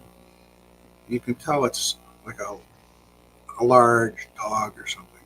Yeah. But it comes across the parking lot like a Tomahawk cruise missile. It's moving, and there's one right behind it. And it goes from that camera view to a secondary camera view, and it goes right through the stone wall, both of them. And there's a bit of a hedge row there, and they go through the hedge, which is only a couple inches, not even a couple inches deep. They're tiny hedge, and they hit the hedge and they go through the stone wall, just vanish, and you see the snow jump off the hedge. But if you look at the snow in the parking lot, there's no footprints. Nothing. Wow. There's nothing. And it's so fast. It's unbelievable. Like these things are just like I say, like a rocket. But, So let me ask you, Richard. You have footage like this. Mhm. Why have you haven't made this public? Or he can't. He just said he explained it because it's a government facility. Oh, sorry, government. Oh yeah. That's right. Sorry. Yeah. He could show us if we ever go to his place. Yeah. But show sure, us. Sure. Make us accessories. Here, Yeah. Show us. Yeah. You must sign a document in blood. Yeah, we have to sign an NDA. Yeah. But there's I've got a lot of stuff people haven't seen. I've got a great ghost photograph of a woman. I mean, the photograph is so clear you can pick her out of a police lineup if you knew who she was. Yeah. And she even gave us her full name in EVP, Barbara Knight. Wow. Now, we've done a lot of research. You can't find a Barbara Knight associated with not only the property, but the town that the property's in. Yeah. So a bit of a dead end, but we got a name and we got a face, but we're kind of stuck, right? So you reach out to groups within that community. Maybe somebody recognizes her or the name or something, but not really getting anywhere. Do you find that small little towns, small little communities have more hidden gems? Look, there's a lot of fucking shit going on here, but nobody's talking. No. But there's always that one person saying, "Look at, you got to come here because something's going on, and we need to know what's going on." Isn't that like the town drunk or something? Yeah, the town drunk. Yeah. It's like in Friday the 13th. Yeah. Well, this happens everywhere, and I mean that's the mentality of the small town. Is everything's locked up in the closet and we don't talk about it. Yeah. I'm proud of the team because the work we did on at the old church near Georgetown. I mean, we are paper thin millimeters away from proving that life after death exists. The problem we have is no one is talking. We've been around that town, we've talked to people, and nobody's talking. We have a photograph of a kid that died in a barn, but such a cover-up, and I mean an active cover-up, to hide that information is unbelievable. Right? All the newspapers, you can't find the articles. That was from your last book, right, Richard? Yeah. The death record, all the burial records were stolen. Somebody stole the death records. I asked a cop, because I know this guy, and I said, "Why would they steal that?" And he says, "Oh, the only reason they'd steal that is to hide a burial." Simple as that. We went to the local newspaper to get some help. As soon as I showed that photograph, I said, "This is the guy. This is the kid." He turned around, he went and got his boss. His boss came back and told us to get out of the office, to get out. By the time I left the front door of the newspaper to my car, which was 10 feet from the door, my phone started ringing. And it was the old mayor asking what the hell I'm doing digging up dirt and stuff in her town. I hit a nerve. Yeah, well, that's the thing, small towns, that would happen. People don't want you to dig up shit like that. No. There's a reason why it's hidden. Yeah, especially when the rich, especially when you have the rich and the pillars of the community involved in a murder or a death of some kid, and it's all been covered and smoothed over. Yeah, talk about that stuff, right? We paid everybody off already. I remember doing a case in St. George, Ontario, right by almost by Paris, Ontario there. Right. And it was a horse farm. And actually, I can tell you, I don't care.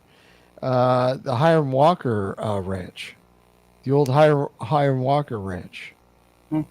We went in there and we did a series of investigations.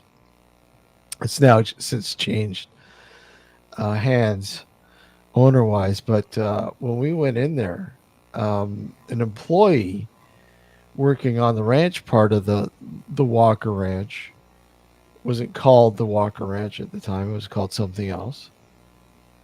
They had asked for our assistance, can you come in and explain what's going on, because they had some issues with some of the horses injuring themselves. Right.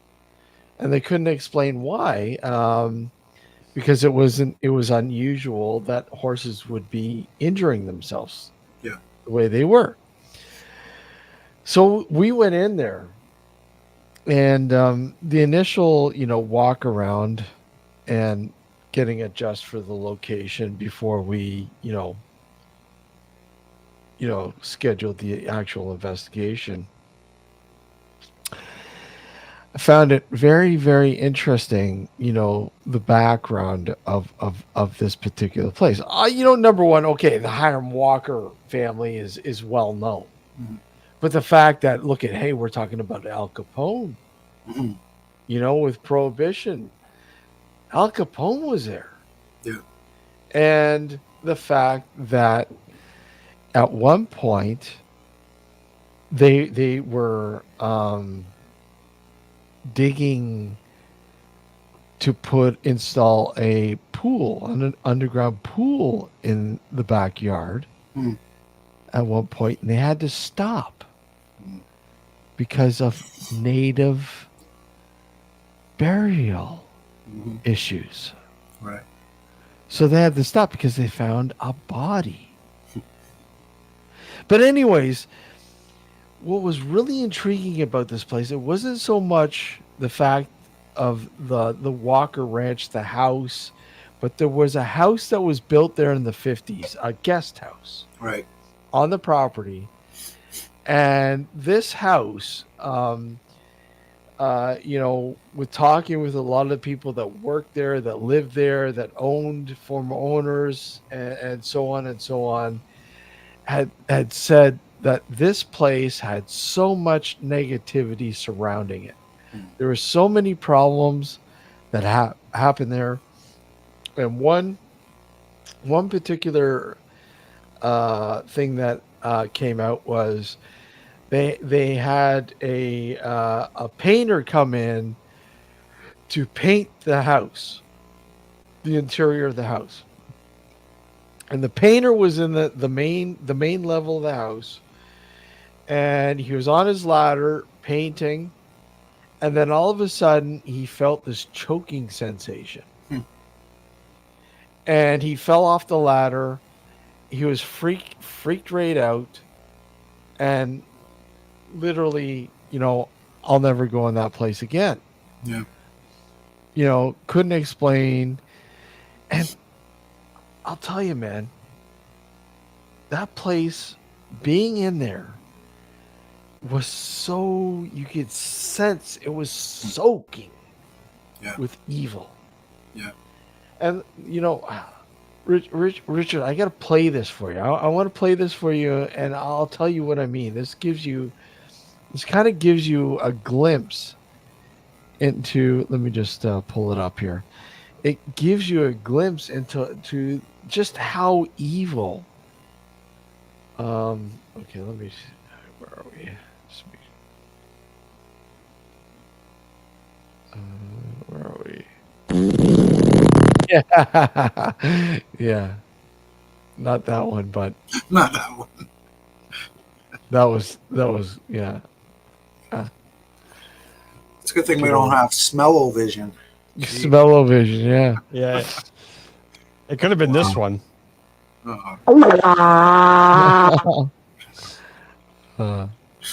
here we it's go. a dirty bastard. Yeah. Okay, here we go. So here it is. I'm going to load it up. So basically, we were in this house, and we were upstairs, and I left an H4 recorder, Zoom H4 recorder in that particular area where the painter had been strangled. Right. And this is what it captures. There was absolutely nobody in the house. No one. Here we go. Turn your volume up, guys. Here you go.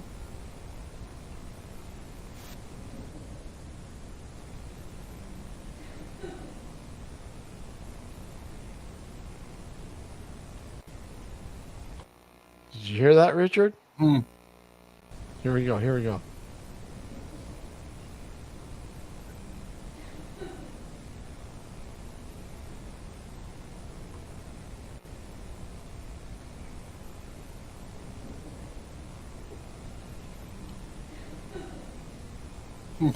Wow. You hear that?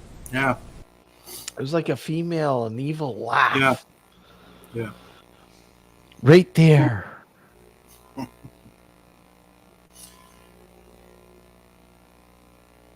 That's cool.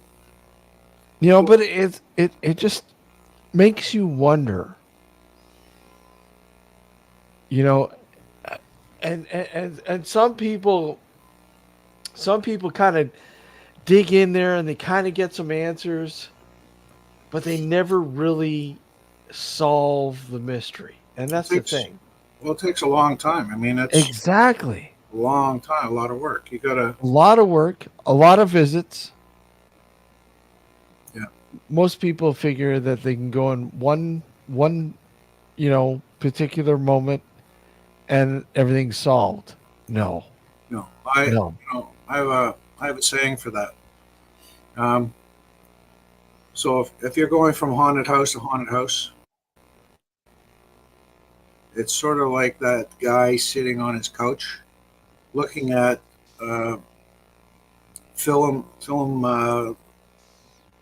leads on Netflix, right? Yeah. You look at that preview, and then you go to the next preview, and that's all you're doing, right? Yep. Oh, you're getting a good preview, but you have no idea what the show's about. Exactly. Yeah. So you need to calm down. I mean, I've always said this: if you find a haunted house that's active, you should be hanging on to that like a dog on a bone. Don't give it up. No. Stay as long as you can. That's the only way you're going to get answers. You know, the weird thing about the Hiram Walker Ranch, is we were set to come back in and do a follow up, and I got a call from the employee that called us in the first place, and I think what happened was because we had Pam in with us to read the location, right? And boy, did she ever hit a nerve. With one particular area, she read an area, and the former owner that was there with us broke down in tears and said, "Oh my God, how did you know that?" Yeah. And Pam had no idea about this place, nothing. And that's the one good thing about Pam. She's very she's blown my mind. I don't know how many times. Yeah. But I think with that reading, it scared the owner into going, okay, maybe we shouldn't pursue this because. Yeah. Well, that happens, and it does happen, and it becomes your responsibility to read that. Yeah. You need to go to them and let them know.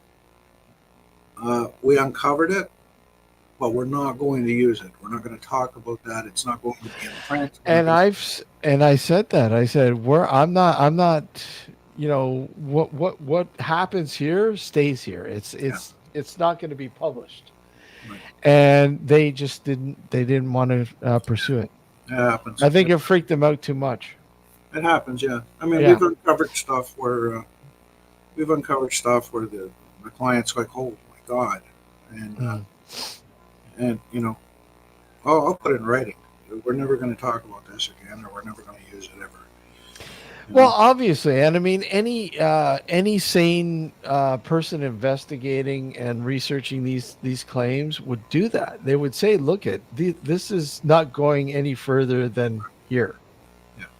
I want to truly understand what's going on, and the only way I can do that is by gaining your trust and telling you, I'm not going to share anything unless you want me to share stuff." Yeah, absolutely. Even then, I would probably only sparingly share a piece, if that, any. But for the most part, nothing. Yeah. Yeah, you have to use some diplomacy and tact. Yeah.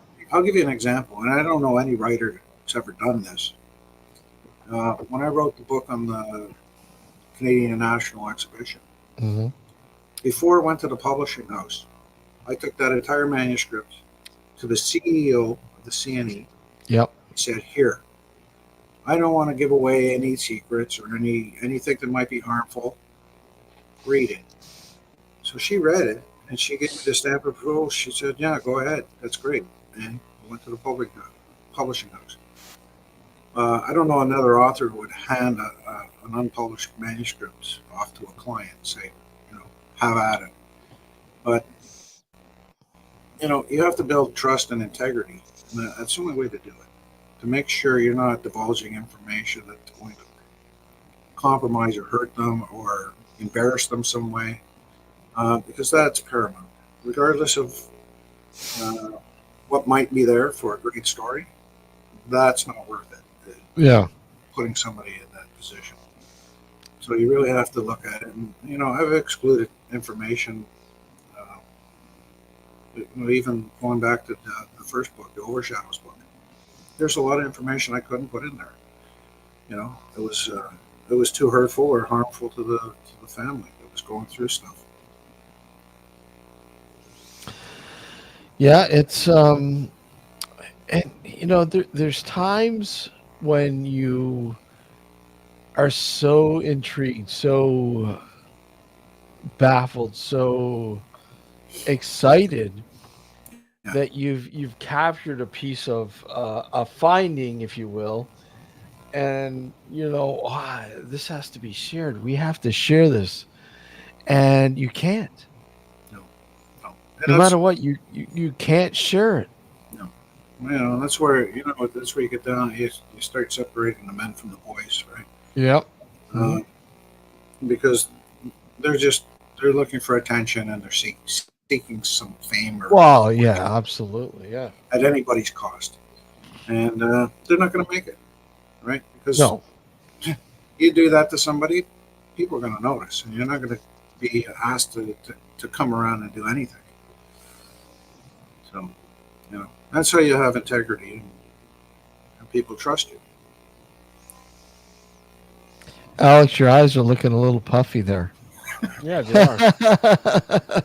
I think that last fart took it out of him, man. Yeah. I was just going to say that the CNE book that Richard wrote, I'm actually in that book. That's right, you are. You're a witness. You're a witness. That's right. See, I know all about Alex. He'll do anything to get into a book. That's right. We were in the Stanley Barracks. Yeah. And we were standing in the hallway. A 20-pound fire extinguisher hanging on the wall started to sway back and forth by itself, and he got to see that. Right, Alex? I'm the one who pointed it out. I'm like, did anybody move that thing? Did anybody walk by it? So Alex has seen something that could be considered paranormal. That's right. Yeah, but it could also have been someone farting along the way. Yeah, farting along the way, yeah. I might have had gas that night. I might have had a bit too much burritos. And I might have moved the, yeah. And that's another sad thing. Big fat burrito. Yeah. Oh, man. I'm in mourning. I am. This sucks. There's never going to be another burrito place like that, ever. Nope. It's too bad we didn't get a chance to bring Richard to that place. What is it? Big fat. It was a burrito place. Burrito. You know where Lee's Palace is? Lee's Palace. Right there. Right there. Like the store, there was a storefront right in front of Lee's Palace there, and it used to be called Big Fat Burrito. Now it's some Thai place. I don't know. It probably changed since then, anyway. But it was a great burrito place. One of the best that Steve and I have had. Oh fuck! By now, even by now standards, like I mean, we've had still multiple burritos since. Oh fuck! Still the best. None can compare. No, God no. Just don't get the large. Yeah. You'll never finish it. You'll never finish it. Well, we got, and it's a small town, so it's a big deal, right? We got fat bastards. Oh, yeah, fat bastards. Yeah, we've got one of those over here too. But it's a big deal, right? There's only 4 restaurants, and that's one of them. So take it easy, Steve. Okay, question, Richard. How many times have you been over to have a fucking burrito? Twice. Oh, you've been over there a couple times. Twice. Yeah, we went twice. Yeah. Have you had the large? No. No. You know what? I wasn't a big fan. No? Not a big fan there, no. I've had fat bastard. It's okay. Yeah. Like Big Fat Burrito, I don't know what it was, but their burrito was just above and beyond. Yeah. Oh yeah. Right? What was the place? What was the place we went to in Burlington? What was the name of that one? I can't remember. Oh, Guac. No, not Guac. That was another time. But hold on. Oh, I remember. I know what you're talking about. I can't remember the name of the place though. I'll tell you in a sec.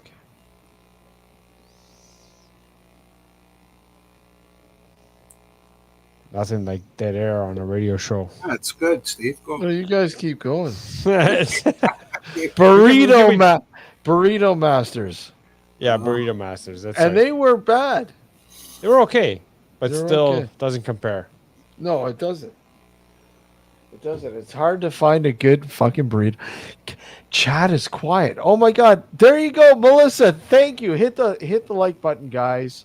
If you haven't subscribed to the show, please do so. We're on our subscribe. Hit the bell. We're on our way to the 1K.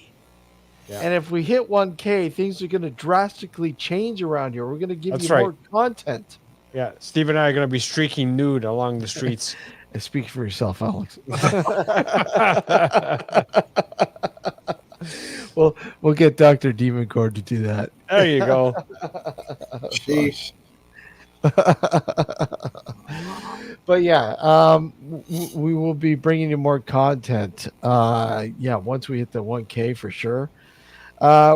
This is essentially going to be a television channel. Nice. You know, a television channel.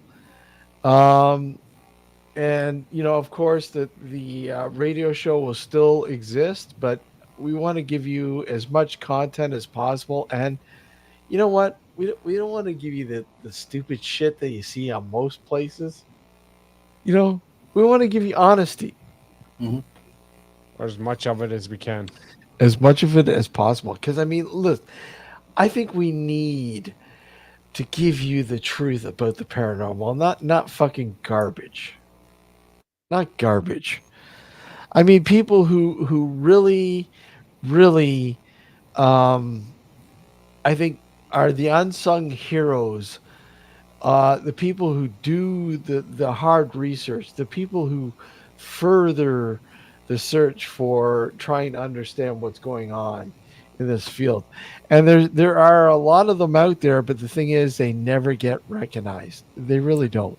No, I know. And I think Richard, you're one of them. Even though you've written books and stuff like that, I think your shit, I think your stuff, I shouldn't say shit, sorry.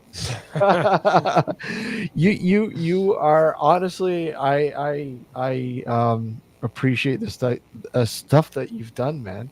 I really do. And there's a reason why we always enjoy having you back on the show. And thank you for popping in. Hey, I was just scrolling by. I said, "Oh man, they're on the air." Yeah. Oh yeah, I'm gonna bust his behind here on this. So. Come on, Richard. Like you don't know we're on live Sunday nights every week. I'm getting old, man. I don't, Yeah. so many things going on in my head. Has senility started kicking in already? Yeah, who are you? Who is this? I don't know. I don't even know who I am. That's why I carry a wallet. I got ID. Yeah. Yeah, I got That's ID. You carry a wallet? Oh my God, that's the thing of the past. Come on, Richard. I'm old school, man. Uh, I'm old school. yeah, yeah. So that's cool. Yeah. Thanks, Richard. Always appreciate it, man. You're a wealth of knowledge, and always welcome here. You know that, man. I appreciate it. I wish I could share more, but I'm very excited about this new project. Along with the other 6 projects I'm working on. well, We're in the final, eventually we'll talk about them. Yeah. But we're in the final editing of the other book that we're doing with Llewellyn, which is good. Awesome. Awesome. I think that'll be exciting. And then this new one, maybe they'll want it. I don't know. We'll see. Shopping around. Well, the main thing is you're keeping yourself busy. Sure. And that's the main thing. I mean, most people, give up. They just don't care. Yeah. And it's cool to see you, keep. And I couldn't see you doing otherwise. Yeah. Well, it's I'm passionate about it, right? It's a passion. So I still have the itch. I want to know more. They think after 45 years you might know a few things. I'm still learning. We're just scratching the surface. And that's what I say. I mean, we're constantly learning. We're always a student. I when people say they know everything about the paranormal or they have proof and you have nothing. No. You have nothing. You don't understand anything. Yeah. There's so much. Yeah. Well, even if you learn something and it's definitive. Yep. Well, it just raises another dozen questions. Right? I mean, you can't. Well, then, okay, this is how it works. Okay, why does it work that way? How often does it work that way? Right? So there's always going to be more questions. You're never going to get to the end of it.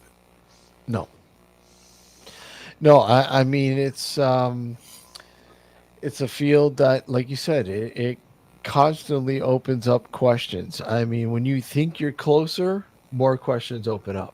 Absolutely. Right. Yeah. And that's why you're a student. You're constantly learning.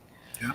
And if I was to go to you, Richard, I'm a certified expert in the paranormal. What would you say? Good for you. that and $3 a week of coffee. But I would be saying, who the fuck's who certified the certifier? I know. I mean, I'm not going to disclaim that I'm on the fence because I believe there are some experts in certain fields within the paranormal. Yeah. Right. I followed the career of Dr. Carolyn Watt. She's a parapsychologist. She's been working in this field for more than a decade, and if she's not up there to be considered an expert in her field, then what are you aspiring to? There's nothing, right? Some of these people are dedicated, highly skilled, highly trained, with incredible access to stuff that we haven't even heard of. So I wouldn't want to get into an argument of wits with her because I'm going to lose. She knows way more than I know in certain aspects. And you said she's relatively only been a decade? Well, maybe longer. I don't, but I mean, she came up with. Would you say Carolyn Watt? Yeah. So. Parapsychology. Carolyn Watt. She's a doctor of parapsychology. Yeah. And she's very good. I've been in communication with her sometimes. I did an interview years ago Yeah. for the website before her book came out, which I freaked her out. I said, "So when's the book coming out?" She's, "How did you know?" You know, I have my sources, but yeah. So, you know, she's not a field researcher. She's more into the ESP and stuff like that. But yeah, because let's face it, paranormal is huge in scale. absolutely. Yeah, there's so much. Multitude of topics. So I believe she's an expert in her field, right? When you say there's no experts in the paranormal, no, absolutely not. No. You know, I mean, you've got guys that go, "Oh, I know a ton of stuff," and they go, I look at the paranormal and I also study UFOs. Yeah. And I'm like, dude, UFOs are part of the paranormal, you know, but they don't need training, right? I hear that all the time. I don't need training. Who are you to train me? Okay, well, yeah, but you know, you didn't know UFOs were part of the paranormal field, then maybe you should learn some more stuff. Exactly. But, exactly. Oh, there's no ties. There's no ties at all. It's two separate things. I don't know what you're talking about. Yeah. But are ghosts aliens? Cool. Who knows? There's a possibility. You know?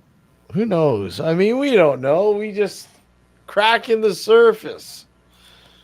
Well, you know, you can make inferences through logic, critical thinking, looking at this stuff, right? But that's the thing. There aren't enough critical thinkers anymore. No. There aren't. I mean, people don't critically think. Oh, No. well, you know, I have too much of this. I can't do anything with it.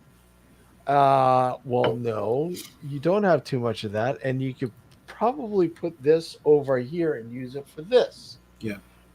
Yeah. People just don't do that. Well, you know what the major problem with critical thinking is a problem when you're cherry picking information. Well, yeah. So, like, you want to prove something to yourself and your friends. Well, you can't do that if you're, you know, playing the devil's advocate and True. Thinking and True. So, right. Absolutely. So it's hard. You can't. It's hard to juggle. Yeah, you're right. You're right. So, it's the paranormal. It's always hard. Well, yeah, that's why we don't do it, because it's easy. Exactly. Well, some do, right? Yeah. Oh, I got a new see in the dark camera. Woohoo! Yeah, look, I've got some evidence that I'm going to put it on YouTube and show you people. I can, yeah. I'm going to go after James Randi's $1 million challenge and yeah, and all that fun stuff. What a bunch of crap that was. Oh, I know. Tell me about it. But anyways, yeah, we're here. This is the end, and you know what? Thank you, Richard, for coming on, buddy. Well, thanks for having me, guys. You know, I just wanted to. I don't know. I just wanted to play some games, I guess, with you guys. That message and. Richard, you're Glad always I did. You're always welcome on. We will not put any filters. Richard's not allowed on this show. You know that. You're always welcome. We always love having you on. That's why we always have you on. Well, I appreciate that. Well, when you do, I'm going to retire. That'll be it. I want to thank everybody for tuning in. And guys, if you haven't subscribed, please subscribe to the channel. Spread the news. We're almost at 1K. Help us get to 1K by hitting the like button, hit the subscribe button, and we'll see you next Sunday night. And comment. Yeah, please comment. We love your comments. Until next Sunday night, take care, everyone. Richard, have a good one, buddy. Thanks, Take guys. care, Richard. Take care. Have a good night, everyone. Good night. Good night, everybody.